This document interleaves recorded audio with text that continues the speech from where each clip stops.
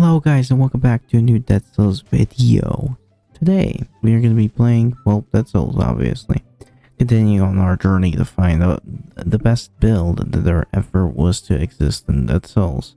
Yeah, no, that's true. So we're going to be doing brutality today and yeah, seeing how that goes. I usually don't do brutality that much because I don't like it. I like being melee. I don't like using the shield. This assault shield is like one of the worst shields. You can't parry with it. Well, you can, but it's very rare.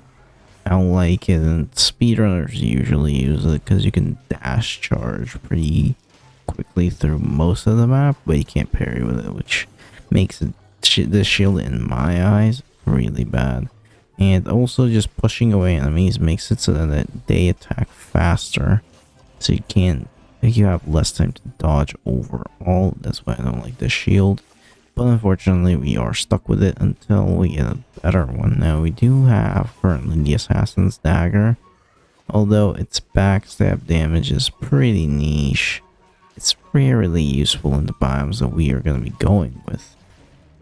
This is why we replace it as soon as we get something better, which fortunately for us is going to be the build that we're going to be using for today. Actually, we're going to be using none other than that tombstone build in red. How did this even happen? Oh, first of all, we didn't get it now. We got it back in the corrupt prison, which is the bonus area we can go to. We got it in corrupt prison as a legendary weapon, and it ended up being really solid for us, considering the fact that its damage was okay, but in the end we used it to basically beat half the game until we got a better legendary weapon literally a little bit later on in the game. Obviously now we need to get a better weapon, which is the weapon that I've never used actually before. Never ever have I used this weapon before. So yeah, this is my first time that I was using it, and I was also able to beat the game in full. Now, yes, I will give you a spoiler warning now, and I'll give you a spoiler warning when we are about to hit the spoiler areas. For those that don't know, there's two areas that are considered spoilers, I guess, in a way. And those two areas are at the end of the game. So yes, that's why I gave you a spoiler warning now. And one a little later when the time comes for it. It's gonna be near the end of the video, so yeah. Anyway, moving on to the Assassin's Dagger itself. There's a decent amount of crit damage when you're backstabbing. If you're not backstabbing, like, the weapon is terrible. It's bad. I would never use it if I'm not going to be able to backstab. So our mutations for the Assassin Dagger build are going to be, well, for now at least, we're going to have open wounds, because why not? Because just some extra DOT bleeding damage is really niche, honestly. It really helps with that extra damage that we need to deal to enemies in general. So oh, this is the part where we get the tombstone.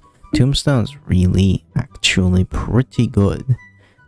This weapon, as you might have seen, when its doom effect kills enemies, the affected characters with doom will also doom again, so that does a double doom effect.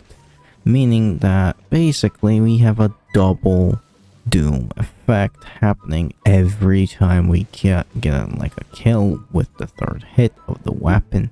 Now, if you might have noticed, we took initiative, probably one of the worst mutations in the game, but for this build specifically, it worked like a charm, because every time we would a third hit someone, we would also drop a tombstone that would deal bonus damage based on initiatives.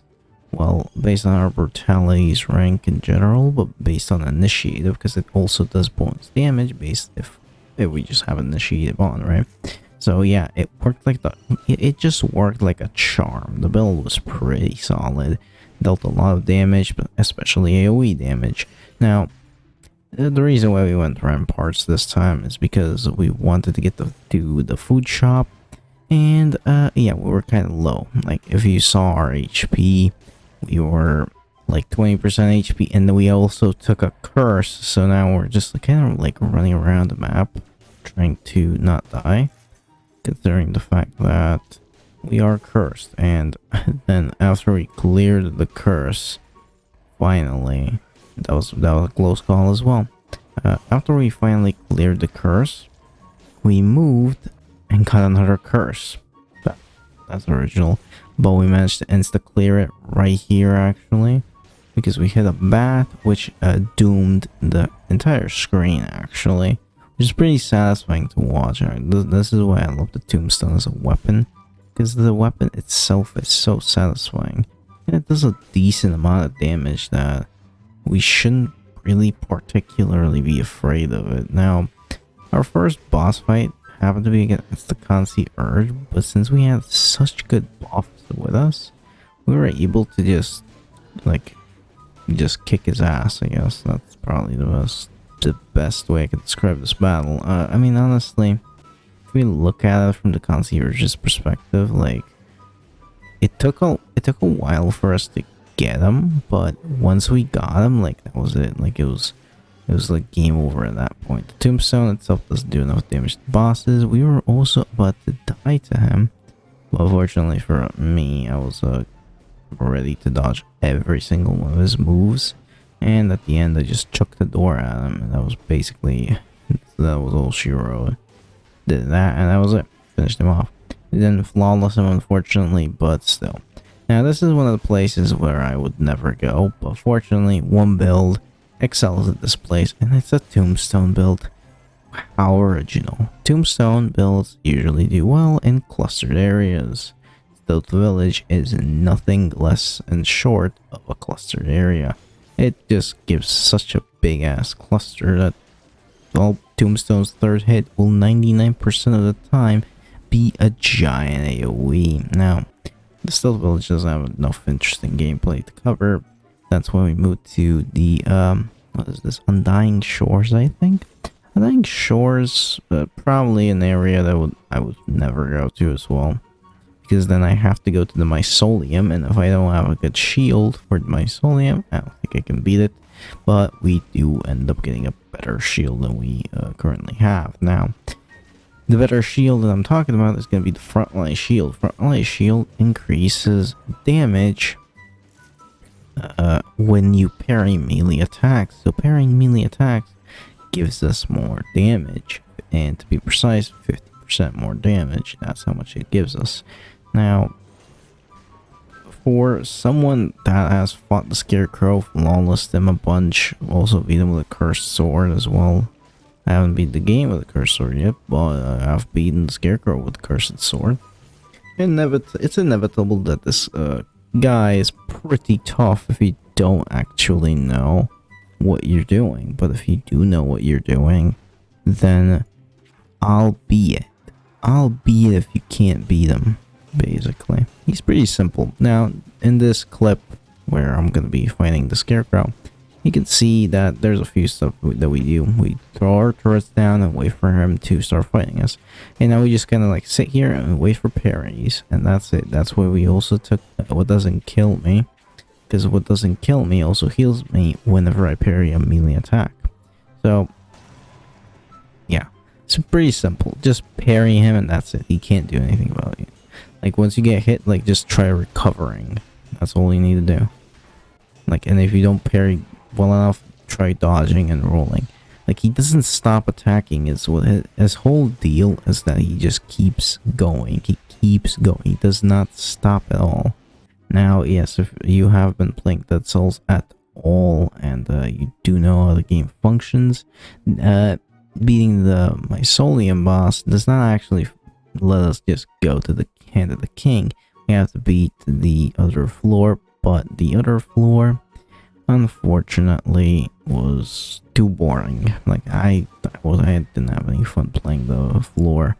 I was like 30 minutes just chilling, honestly, before I beat the other floor. So yeah, we skipped to the Hand of the King. Now, Hand of the King is pretty simple. We've beaten this guy before. We've crushed him. We've dismantled him. And yeah, that's kind of how it goes. Now, when we fight the Hand of the King, there's just a few things that we have to note.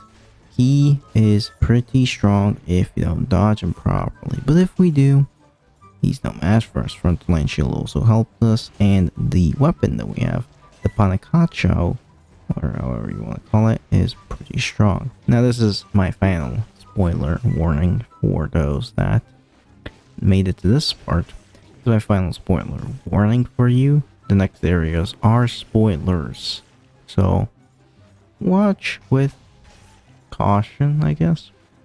Anyway, the build that we were doing at the end here with the Panachakus was kind of strange and solid at the same time.